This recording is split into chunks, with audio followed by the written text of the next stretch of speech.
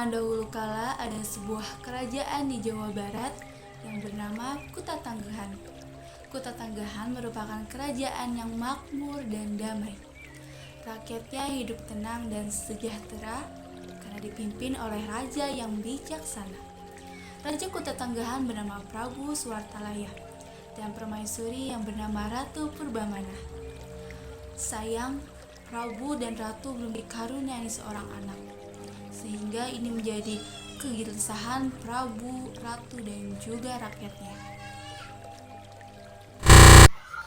Ya Tuhan, kapankah saya diberi keturunan? Saya ingin sekali mempunyai anak. Sudahlah Adinda, jangan merenung dan menangis. Kanda takut sedih melihat Adinda merenung menangis terus seperti ini. Bagaimana Dinda tak sedih, Kanda? Sudah bertahun-tahun kita berumah tangga, tapi belum juga dikaruniai seorang anak. Sabarlah Adinda, Tuhan belum mengizinkan untuk kami diberi keturunan. Permisi Raja, Ratu, makanan sudah siap, sudah dihidangkan di meja makan. Baiklah, terima kasih. Nanti kami ke sana. Siapkan saja makanan kesukaan untuk Ratu karena hari ini Ratu sedang bersedih. Baik Baginda, akan saya siapkan. Lalu, asisten kerasan pun pergi dan bergegas menyiapkan makanan kesukaan Ratu. Lalu, Prabu pun mengajak Ratu untuk makan siang. Adinda, mari kita makan. Asisten kerajaan sudah menyiapkan makanan siang untuk kita. Dan ada makanan kesukaan Adinda. Jangan bersedih ya. Tapi Kanda, Adinda sedang tidak ingin makan. Jangan seperti itu Adinda. Mari kita pergi ke ruang makan ya, agar Adinda tidak sakit. Baik, Kanda. Setelah itu, Prabu dan Ratu pun menuju ruang makan di istana tersebut. Selamat siang Baginda Raja dan Ratu, selamat menikmati hidangan siang hari ini. Terima kasih. Permisi Baginda, saya memiliki saran.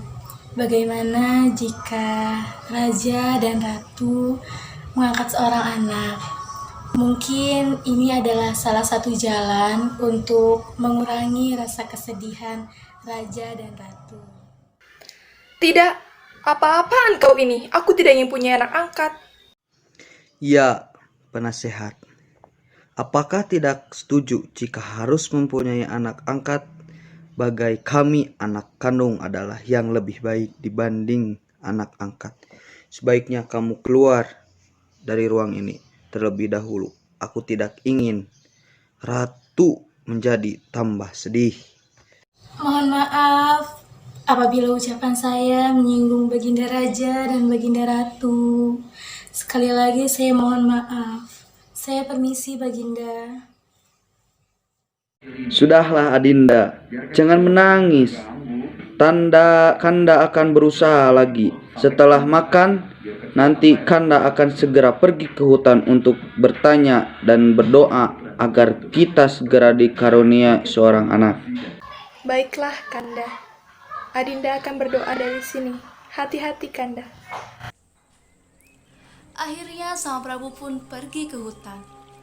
Di hutan, Sang Prabu pun terus-menerus memanjatkan doa agar dikaruniai seorang anak.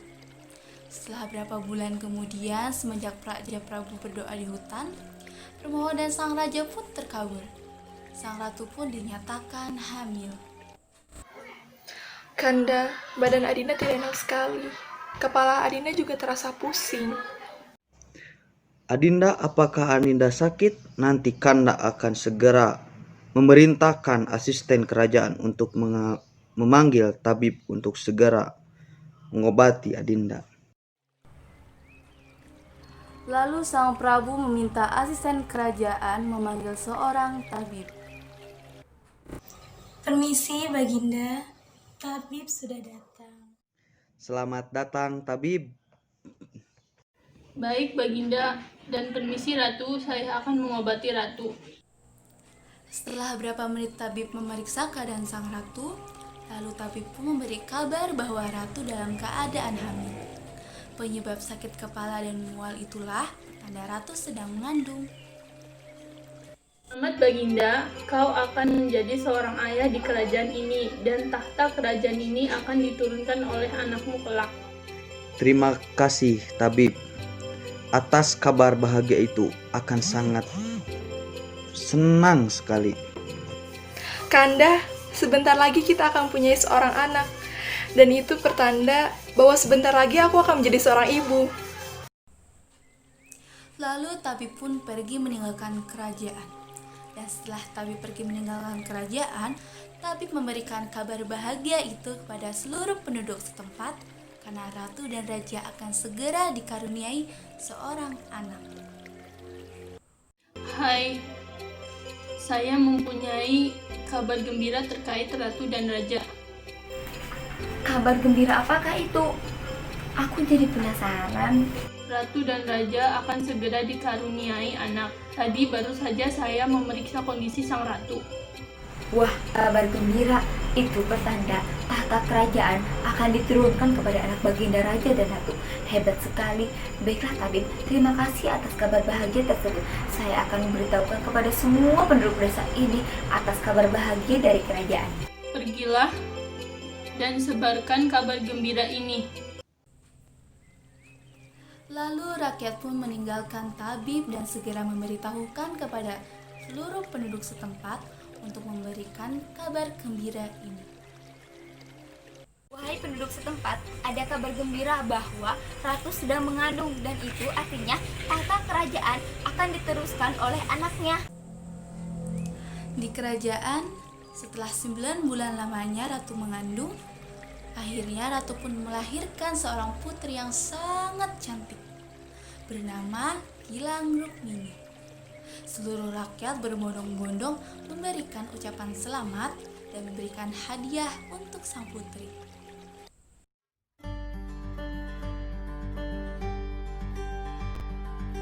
Putri kita sangat cantik ya Adinda, seperti dirimu yang sangat cantik. Kanda, Adinda ingin sekali memberikan nama putri kita Gilang Rukmini. Karena dia sangat cantik. Dan nama itu memiliki arti yang sangat indah. Iya Adinda, Baginda sangat setuju dengan nama Gilang Rukmini. Sesaat raja dan ratu sedang berbahagia, datanglah asisten kerajaan memberitahukan kepada ratu dan raja karena ada rakyat yang ingin mengucapkan selamat kepada raja dan ratu. Permisi Baginda, ada salah seorang rakyat yang ingin bertemu dengan Baginda Raja dan Baginda Ratu. Ia ingin mengucapkan selamat dan memberi hadiah kepada putri Baginda Raja dan Baginda Ratu. Persilahkan ia masuk. Baik, Ratu. Permisi Baginda Ratu yang terhormat, saya izin memasuki istana raja. Iya, silakan masuk ke rakyatku. Saya mewakili rakyat kerajaan ingin memberikan ucapan selamat kepada Baginda Raja dan Ratu yang telah dikaruniai seorang putri yang cantik jelita.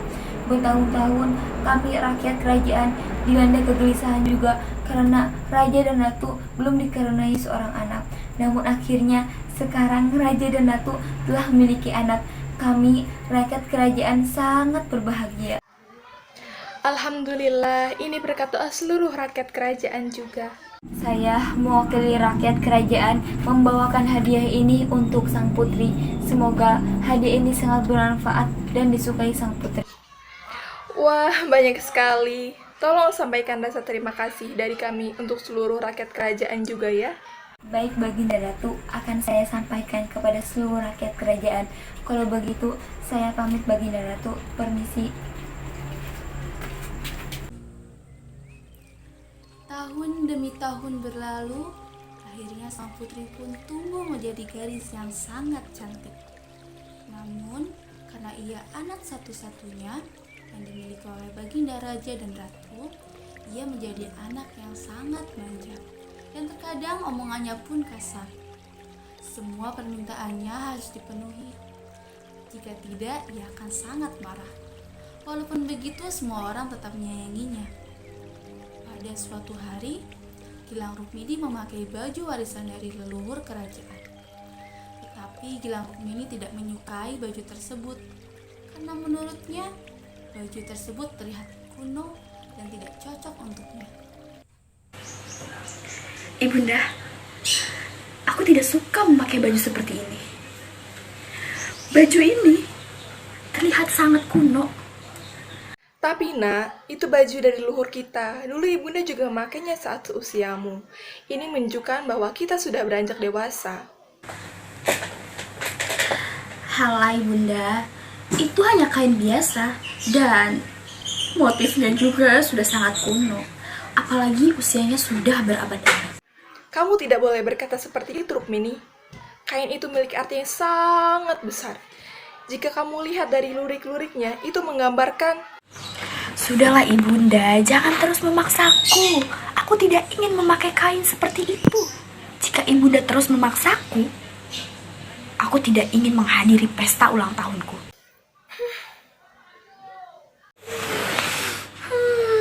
Akhirnya ibunda pergi juga. Aku tidak ingin mendengar perimpahannya itu. Hei asisten kerajaan, jika ibunda ingin masuk ke dalam, jangan kau bukakan pintunya. Karena aku sudah cukup pusing mendengarkan perintahnya yang terus memaksaku untuk memakai kain kuno itu. Tapi Putri, kalau Ratu marah bagaimana? Saya tidak ingin melihat Ratu marah. Halah, kau takut jika ibunda marah? Atau kau takut jika aku melaporkan ke ayahanda dan kau segera dikeluarkan dari singgasana ini karena tidak mengikuti perintahku? Mau? Tidak Putri. Makanya ikuti saja perintahku ini, jangan banyak alasan. Dalam beberapa hari ke depan, Putri akan berusia 17 tahun. Para rakyat berbondong-bondong pergi ke kerajaan. Mereka membawa aneka hadiah yang sangat indah. Prabu mengumpulkan hadiah-hadiah mereka yang sangat banyak itu, lalu menyimpannya dalam ruangan istana. Prabu mengambil sedikit emas dan permata, lalu pergi ke tempat ahli perhiasan. Tok tok tok.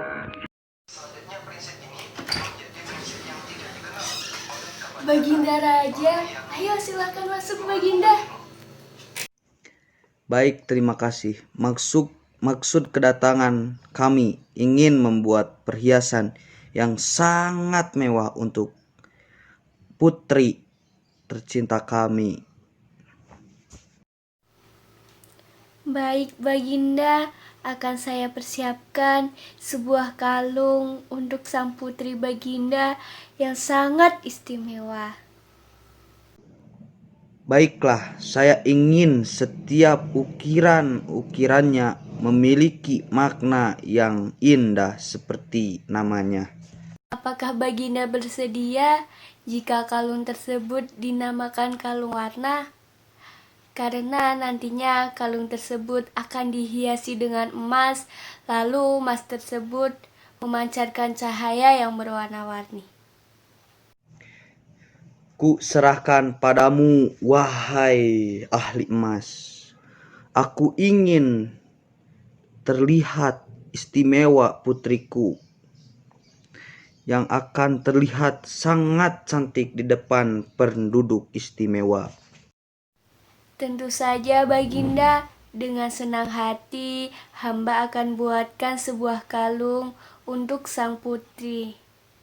Silahkan Baginda menunggu sebentar, akan segera hamba buatkan kalung untuk sang putri.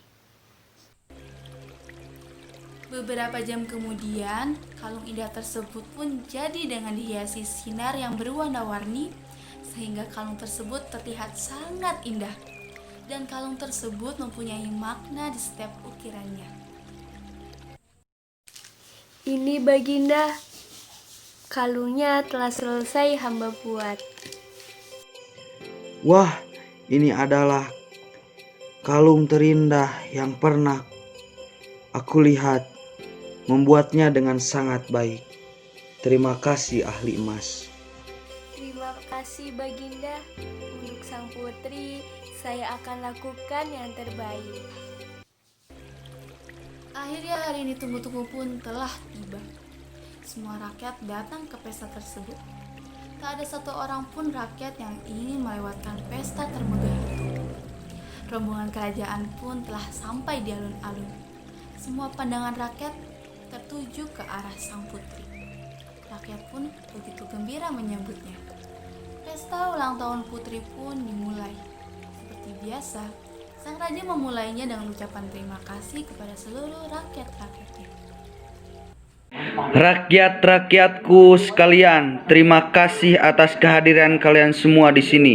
Aku sangat gembira memiliki rakyat-rakyat seperti kalian yang sangat peduli dan sayang terhadap kerajaan, terutama dengan putriku, Gilang Rukmini. Baiklah, untuk itu aku akan memberikan hadiah kalian kepada putriku. Putriku, kemarilah nak.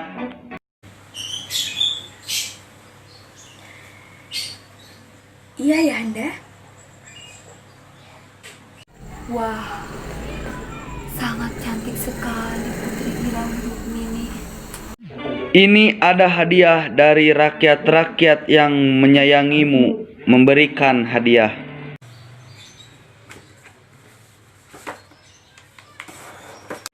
Bagaimana nak?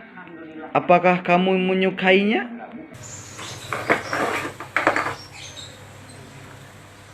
Kalung apa ini? Kalung apa ini? Kalung emas. Kalung emas untukku. Lihat. Lihat, desainnya sudah norak sekali dan aku tidak suka memakai kalung ini.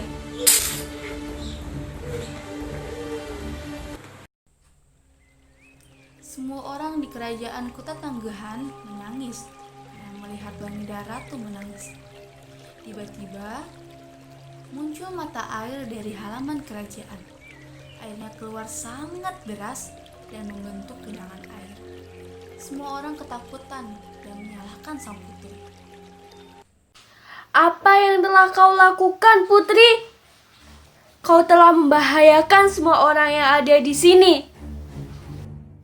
Karena kalung tersebut adalah sebuah ukiran. Karena ukiran tersebut adalah ukiran yang diambil dari leluhur. Dan seharusnya kita jaga dan kita hormati. Lihatlah ulahmu, Putri. Kau telah mencelakakan istana, serta kau telah membuat raja dan ratu menangis, serta penduduk desa di sini. Semua itu karena sikap sombongmu itu, Putri. Sang putri pun sangat ketakutan. Dia menyesal atas perbuatan jahatnya. Tapi genangan itu telah menjadi sebuah danau yang sangat besar, sehingga menenggelamkan kerajaan. Oleh rakyat sekitar, danau itu disebut sebagai Telaga Warna. Warna yang dihasilkan berasal dari bayangan hutan, tanaman, dan langit yang ada di sekitar telaga. Namun orang mengatakan bahwa warna-warna tersebut berasal dari kalung sang putri yang tersebar. Dan sekarang Telaga 7 Warna dijadikan sebagai salah satu tempat wisata yang terkenal di Jawa Barat.